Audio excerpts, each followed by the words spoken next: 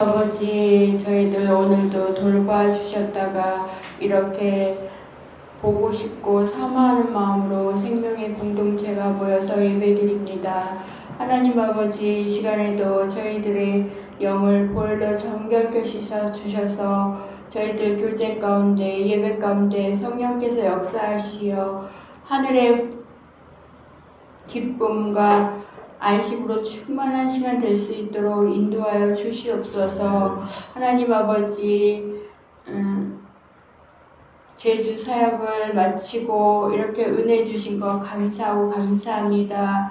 멕시코 사역을 앞두고 있사오니 목사님, 사모님, 선교사님들에게 영육간의 강건함을 주시고 또 많은 사모하는 영혼들을 하나님께서 보내주셔서 이 생명의 말씀이 아버지 온 세상에 두루 퍼질 수 있도록 인도하여 주시옵소서. 아버지, 생명 없이는 정말로 아버지 산다고 하는 것이 사는 게 아닙니다. 하나님 아버지, 종교 생활로 죽어가는 많은 영혼들을 아버지께서 불쌍히 여기시사 아버지 생명의 말씀을 듣고 전파하는 자들을 통하여서 아버지 하나님, 아버지의 나라가 확장되며 이 생명이 확장될 수 있도록 인도하여 주시옵소서. 아버지 하나님, 특별히 아버지께서 세우신 생명의 공동체 한 곳 한 곳 아버지께서 돌봐주시고 아버지 하나님 함께하는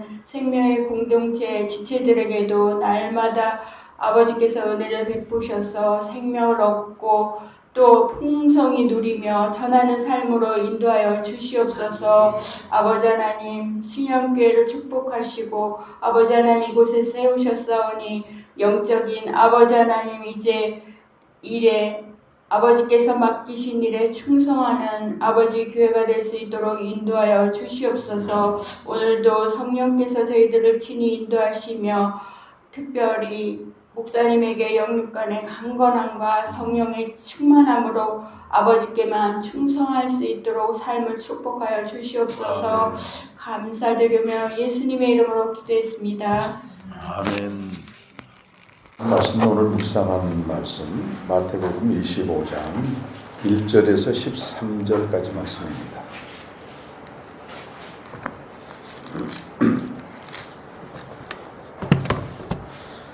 마태복음 25장 1절에서 13절 말씀을 교독하겠습니다. 그때 천국은 마치 등을 들고 신랑을 맞으러 나간 열 처녀와 같다 하리니 그중에 다섯은 미련하고 다섯은 슬픈 자라.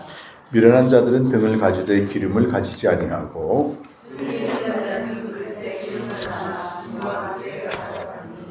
신랑이 더디움으로 다 졸며 잘세. 당신의 소리가 나되 보라 신랑이다 가지러 나오라 하니 이에 그 처녀들이 다 일어나 등을 준비할세. 미련한 자들이 술이 있는 자들에게 이르되 우리 등불이 꺼져가니 너희 기름을 좀 나눠달라 하거늘 슬기 있는 자들이 대답하여 이르되 우리와 너희가 쓰기에 다 부족할까 하노니 차라리 파는 자들에게 가서 너희 쓸 것을 사라 하니 그들이 살아간 사이에 신랑이 오므로 준비하였던 자들은 함께 혼인잔치에 들어가고 문은 닫히니라. 그 후에 남은 처녀들이 와서 이르되 주여 우리에게 열어주소서. 그가 이르되 진실로 너희에게 이르노니 내가 너희를 알지 못하노라 하느니라. 같이 읽겠습니다. 그런즉 깨어 있으라. 너희는 그날과 그때를 알지 못합니다. 지금 그 순서에 따라서 이 세상 끝날 종말의 징조에 대한 말씀을 묵상하는데 세상을 보면은 전쟁과 기근과 어제도 그 세계는 지금 봤더니 아프리카 어느 나라더라 시에라인가 어마어마한 가뭄이 와가지고 거의 사람들이 굶어 죽다시피 하는 그런 게 있더라고. 이란의 전쟁이 나서 그전 전쟁에 우리가 피부에 와닿지 않았지만 이건 에너지 문제가 건드려지니까 당장 피부에 와닿는 그런 상황입니다. 자영업자들이 고통을 당하고 있고 그런 한편에서는 또 주가가 저렇게 춤을 추니까 곤두박질하고 저도 증권에서 있어봤지만 상당히 비정상입니다. 경제가 튼튼하고 기업이 활성화되고 이런 가운데 되면 괜찮은데 완전히 이게 포퓰리즘 비슷하게 돼가지고 1450만 명 삼성전자 그 주주가 그러니까 길 가다 뭐 한 3명이 한 명꼴로 다 하고 있다는 얘기예요. 그러다가 이렇게 무너지면 어떻게 될까 이런 생각도 들고 한쪽에서는 저렇게 전쟁으로 한쪽에서는 이렇게 하여튼 그래서 사람들이 일을 하려고 하는 거예요. 무의도식을 한탕이면 된다 이런 생각으로 갈수록 이런 거 아수라장 같은 상황에서 우리가 어떻게 할 것인가. 저는 이렇게 전기 제품이나 물건 사면 매뉴얼을 안 보다가 문제가 생기면 봐 이렇게 문제가 생기면 이 성경은 정말 매뉴얼이거든요. 근데 우리 한국 사람들은 매뉴얼에 관심이 없어요. 그냥 꼽고 불 들어오면 다 대충 해버려. 그게 이제 뭐 전기가 그렇다 치지만은 이 종말의 시대 때 우리가 어떻게 살아야 되는가. 제가 24장, 25장을 묵상하면서 굉장히 많은 새로움이 오더라고요. 그래서 뭐 다 나눴으면 좋겠지만 여러분 매일 주님과 교제하면서 또 주의를 보니까 일단 종말의 징조라고 하는 건 예수님 당시부터 지금까지 계속되는 겁니다. 그래서 모든 시대 그리스도인들은 종말을 먼 미래에 있는 게 아니고 지금 당장 온다고 하는 그 개념을 가지고 있어요. 신약 신학자들이 His second coming, 그의 두 번째 오심은 is always near라는 걸 항상 가까이 있다. 항상 가까이. 바울 서신 봐도 당신이 살아있을 때 예수님이 온다고 믿고 신앙한 거예요. 근데 그 말이 왜 맞냐면 우리 시간이야 뭐 1000년이 하나님께는 하루 같잖아요. 이렇게. 그러니까 그런 시간 개념을 초월해서 그 신약 성경에 보게 되면 예수님이 계속 강조한 게 종말의 교훈이거든. 그러니까 죽은 다음에 어떻게 했다 이건 아주 희미하게 얘기하고 임박한 종말에 대한 얘기를 하면서 깨어있으라. 하나의 메시지는 깨어있으라고 하는 겁니다. 뭘 깨어있으라고 하겠어요? 영적인 각성입니다. 영적인 각성. 그래서 어느 주석가 책을 봤더니 깨어있다고 하는 것은 하나님과 매일 실제적인 교제가 있는 상태를 얘기한다고 하더라고요. 그래서 이번에 로마서 주의 묵상 될 때는 제가 그 유명한 사람 추천사 교수들 쓰는 게 아니고 이 로마서 주의 묵상을 가지고 완전히 영적 각성이 일어나고 내면의 혁명이 일어나고 새벽마다 말씀 앞에 달려가는 그분이 계세요. 마다가스카르의 정영 선교사님이라고. 그분한테 이번에는 소감을 좀 부탁했어요. 한 페이지 적어왔는데 마지막에 그렇게 되어 있어요. 이 로마서 주의 묵상이 잠자는 자기의 영혼을 완전히 깨웠고 두 번째는 생명의 계절로 나게 만들었다. 이렇게 마지막 결론은 그렇게 냈더라고. 그러니까 그분이 신앙생활을 안 한 거 아니고 다 했는데 어떤 문제? 이 매일 주님과 교제 이걸 안 한 거예요. 그러면서 그 새벽마다 로마서 주의 묵상을 작년 9월 10월 달 했잖아요. 이분 읽으면서 폭포수 같은 눈물을 흘리고 이 내면의 모든 혁명이 일어난 거예요. 그래서 그분한테 부탁했더니 겸손히 해주더라고. 그래서 책에다도 쓰려고 하는데 깨어있다 그 말은 이 주님과의 실제적인 교제가 현재 있는 것을 말합니다. 그래서 라우디아 교회도 너희가 부족하여 부족한 없다고 하지만 뜨겁지도 않고 차지도 않고 미지근한 이 상태로 그때 예수님 하신 말씀이 내가 문 밖에서 문 두드리니 문을 열고 들어가면 나와 더불어 먹고 나는 너와 더불어 먹으라고 막 충만한 교제를 말하고 충만한 교제 이게 하나의 메시지고 또 하나는 준비하라는 거야. 준비하라고 딱 메시지는 두 가지입니다. 깨어있으라 준비하라 종말. 그러니까 저는 이번에 묵상을 하면서 이 종말에 일어날 일들 오전에 주로 메시지를 했거든요. 이곳에서 뭐 전쟁이 일어나고 사람들이 서로 미워하고 또 복음 전한 자들이 박해를 받고 또 기근이 일어나고 이런 모든 현상들은 예수님이 말씀하셨기 때문에 미리 다 말씀하셨기 때문에 예수님이 알고 계신다는 생각이 들어요.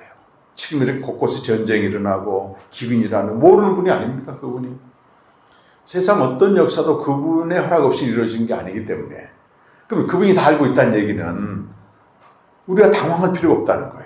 앞부분 보게 되면 너희가 놀라지 말라 이게. 그 대신에 우리가 할 일이 그 두 가지라는 얘기를 하는 거예요. 깨어서 주님과 교제를 계속하라고. 그래서 앞부분에 보게 되면 끝까지 견뎌라. 불법을 행하는 게 많으니까 사랑해라. 복음을 전하라. 이 모든 근원이 어디서 나오냐면 주님과 교제에서만 나와요. 주님과 교제할 때만이 견딜 수 있는 거죠. 환난을 견디면서 연단이 만들어지게 되고 그 주님과 교제에서 오는 그 아가페 사랑이 부어졌을 때만이 우리가 이걸 불법이 행하는 가운데서도 사랑할 수 있는 거잖아요. 더더구나 복음을 전하는 사람들은 주님과 교제해서 그 안에 계신 주님이 전하도록 하는 겁니다. 이걸 해도 되고 안 해도 되는 문제가 아니에요. 한편으로는 주님과 교제하면서 두 번째는 준비하라. 이건 각자 맡은 직무에 최선을 다하라고 하는 것입니다. 여기저기 돌아다니지 말고 그 비유를 하잖아요. 두 사람이 밭에 있었는데 한 사람은 데려가면 나하고 한 사람 버려두면 당했다. 두 여자가 집에서 이렇게 맷돌질하고 있었는데 한 여자는 데려가면 나하고 한 여자는 버리면 당했다. 그 말은 예수님이 재림한 그 시간에는 내게 주어진 일, 밭일이든 집안일이든 그 일에 성실하게 하고 있으라는 얘기입니다. 뭐 옛날 단미선교회처럼 다 이것저것 집어치우고 거기 와서 흰옷 입고 맞이하자, 그게 전혀 아니에요. 그 직무라고 하는 거는 이제 내일 묵상을 보게 되면 탈란트를 맡겨주잖아요. 그 탈란트는 그 주인이 종들을 불러가지고 그 재능대로라고 이렇게 번역되어 있는데 정확히 번역하면 그 능력대로 능력을 너무 잘 아시는 거예요. 더도 말고 덜도 말고 그만큼만 넘기면 돼. 그만큼만. 근데 우리 인간은요, 본성이 비교의식이라서 다른 사람처럼 안 하면 생명의 교제도 그렇습니다. 나 저 사람처럼 해야 된다고 하는 거예요.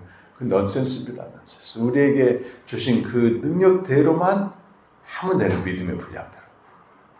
뭐 2달란트 맡은 사람이 욕심이 많아가지고 한 5달란트 남겼다고 칭찬합니까? 2달란트 남긴 거 똑같이 칭찬해. 똑같이 5달란트 받은 사람 똑같이 칭찬해. 이제 안 하면 문제지. 안 하면 한 달란트 남겨주는 거예요.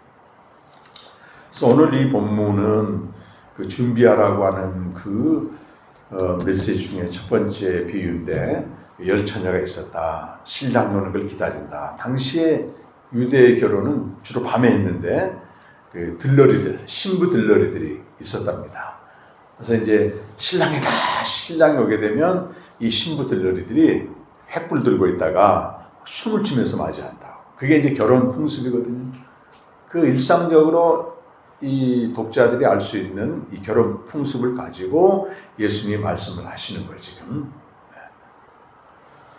근데 신랑이 더디 오니까 다 자. 육체적으로 자는 건 문제가 안 된다고 얘기했죠. 이건 영적인 깨어있음을 얘기하는 거지. 뭐 육체적으로 이렇게 한계가 와서 잠못 자는 전혀 문제가 안 돼요. 10명이 다 잤다고. 그런데 이제 신랑을 데리고 오는 그 사람들이 뭐라 신랑이로다 이제 외쳤어요. 그럼 신랑을 맞이해야 되잖아. 여기 등불은 원래 횃불을 말해요. 횃불에다 올리브 기름을 발라가지고 그 나무에다가 이렇게 그게 한 15분 정도 간답니다. 15분 정도. 한번 기름을 발라놓으면. 그러니까 지혜로운 자는 횃불도 준비하지만 기름도 준비해. 그래서 횃불이 꺼질지 모르면 다시 불을 태우는 거잖아요. 근데 이제 미련한 여자들은 횃불만 들고요. 기름이 없는 거예요. 그래서 이제 빌려달라고 하니까 우리 쓸 것도 부족하다. 이 부분은 상당히 가혹한 것 같잖아요. 좀 나눠주면 어때? 근데 이거는 주님이 오실 때까지는 견고히 그 믿음을 지키고 있는 자기 직무에 충실하고 있는 이런 믿음은요, 공유가 불가능한 겁니다. 각자의 몫입니다. 각자의 몫. 줄 수 없다. 나간 사이에 그때 신랑인 겁니다. 가장 중요한 비유의 내용은 주님이 오실 그때 뭘 하고 있느냐 그 말이에요. 그때 뭐 하고 있느냐. 근데 결론이 비유는 항상 그 13절의 말씀 보면 앞으로도 비유가 계속 나오겠지만 비유 내용이 중요한 게 아닙니다. 그래서 우리는 이걸 비유할 때 옛날에는 부흥사들이 그 등은 있는데 기름이 성령이다. 성령 충만하다. 이렇게 이상하게 얘기했는데 모든 비유는 항상 결론을 봐야 됩니다. 이 비유가 말하고자 하는 건 한 가지예요. 그런즉 깨어있으라는 거예요. 보라 신랑으로다 그랬단 말이에요. 근데 그 신랑이 언제 올지 모른다. 그날과 그때는 아무도 모른다. 그러니까 언제 깨어있어야 돼요? 항상 깨어있으라 그 말이죠. 항상. 매일 주님과. 그래서 저는 이렇게 종말의 그 현상들이 일어나고 그게 우리가 체감하는 거잖아요. 그때일수록 당황하지 말고 더 치열하게 말씀 앞에 나와서 주님과 교제하면서 하루하루 내게 주어진 직무를 성실하게 수행하는 것. 이거 외에는 답이 없어요. 근데 이런 매뉴얼을 모르고 있는 사람들은 막 종말의 현상이 나타나고 전쟁이 터지고 하니까 이리저리 휩쓸리면서 된다 안 된다 죽겠다 살겠다 이래요. 우리도 올지 모릅니다. 오겠죠. 마지막 날이 되게 되면 하늘이 사라지게 되고 땅의 모든 온소들이 불에 녹아서 없어지는데 그 징조들을 지금 미리 보여주는 게 전쟁입니다. 전쟁입니다. 우리가 그날 당하게 되면요, 노아의 시대나 롯의 시대처럼 전혀 자기들은 이런 일이 있을 줄 몰랐던 거예요. 그 우크라이나 전쟁이 났을 때, 또 이번에 이란 전쟁이 났을 때 현지인들 인터뷰해 보면요, 100이면 100 뭐라고 말하냐면 지금 20년, 30년 동안 아무 문제가 없었는데 내 인생에 이런 일이 벌어지진 전혀 몰랐다고 저는. 다 처음 당하는 일입니다. 그 전에 전쟁이 일어나기 전에는 남편과 싸우기도 하고 아내와 갈등하기도 하고 돈이 있어서 없어서 비교하고 이렇게 온갖 일상의 소소한 그 힘겨움 때문에 투덜투덜 했는데 막상 전쟁이 일어나서 미사일이 터지니까 딱 둘 중 하나예요. 죽느냐 사냐 이것만 남더란 말이에요. 마리우폴에 사는 우크라이나 어떤 사람이 얘기하는데 말이죠. 2만 명이 죽었거든. 도시 90%가 파괴되고. 근데 집집마다 안 죽은 사람이 거의 없어요. 이제 삶의 터전 다 잃어버리고. 그러니까 그들이 하는 말이 육성으로 그런 얘기해요. 이 전쟁이 일어나니까 사느냐 죽느냐 이것만 중요하지. 내가 일상에서 뭘 좀 더 잘 살고 못 살고 하나도 중요하지 않다는 거예요. 그러면 종말이 오게 되면 둘 중에 하나입니다. 큰 통곡 속에서 끝날 것인지 택한 자가 되어서 주님이 모으는 대상이 될 것인지. 담임 선교회나 제7안식일 선교회 만든 윌리엄 밀러나 그 다음에 여호와 증인들이 날짜 정했잖아요. 근데 그게 사회적으로 이슈가 되면서 그리스도의 종말에 대한 경각심이 좀 있었어요.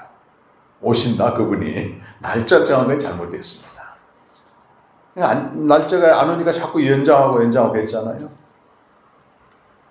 그러다 보니까 종말이나 재림이 완전히 껍데기만 남고 내용이 없어지는 형이화됐다는 얘기를 하잖아요.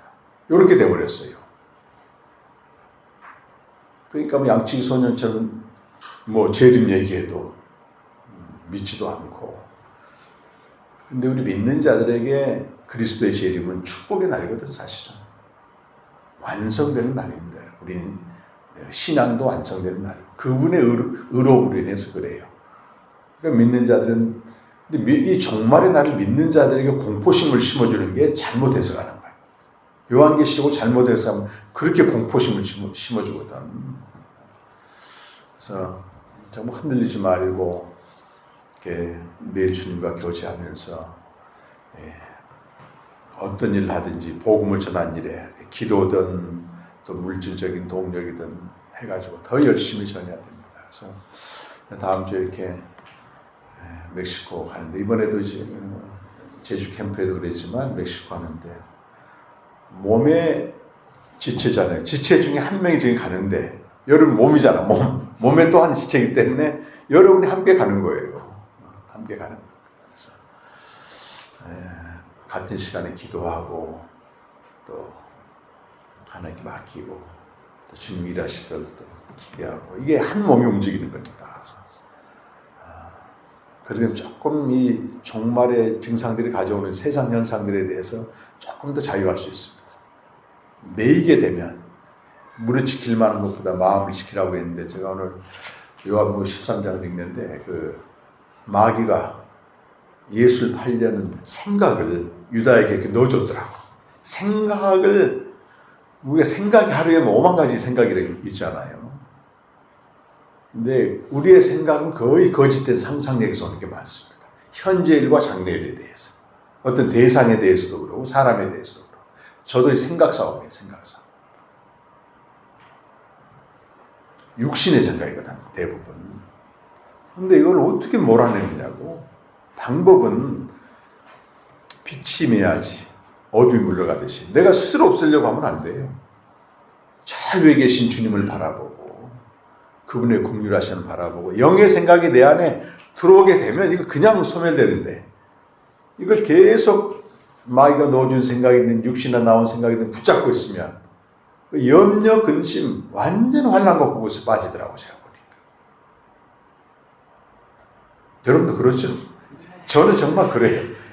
이 생각이 많아. 생각이 병이야, 병. 나중에 보면 아무 쓸데없는 거예요. 근데 그 생각이 가져온 염려가 현재 누리는 충만한 기쁨을 다 뺏어가요. 뺏어갑니다. 그래서 육의 생각은 사망이다, 사망. 영의 생각은 생명과 평안이다. 그래서 우리가 혼자 이렇게 신앙생활 하기 어려우니까 거주주가 필요한 거고, 서로 교제가 필요한 거고. 그렇습니다. 오전에 우리 신영교회에서 광고 시간에 막 기도해 주는데, 우리 멕시코 사역에서 너무너무 막 마음이 막 뜨거워지더라고요. 염려, 근심이 거의 사라진 것 같아요. 오전 예배 드리고, 제가 올해부터 협동 목사잖아요.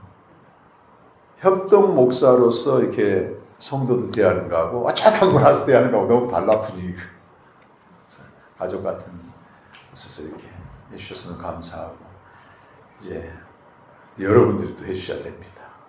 이따가 이제 교제 모임 끝나고 멕시코 파송 위해서 다시 한번 기도해 주시기 바랍니다. 잘 다녀올 수 있도록. 그래요. 깨어 있읍시다. 주님과 더 교제합시다. 준비합시다. 직무에 충실하면서 이 복음을 전하는 일에 땅 끝까지 복음이 전해질 때 그때 끝이 오기 때문에 거기에 동참하자고요. 이미 동참해 주셔서 감사드리고요. 다 같이 한번 기도하겠습니다. 재림이 지연되는 거 끝까지 견디라고 하는 것입니다. 준비하라고 하는 것입니다. 슬기로운 다섯 처녀처럼 깨어 있어서 준비하는 그런 지혜로운 성도들도 다 함께 한 목소리로 기도하겠습니다.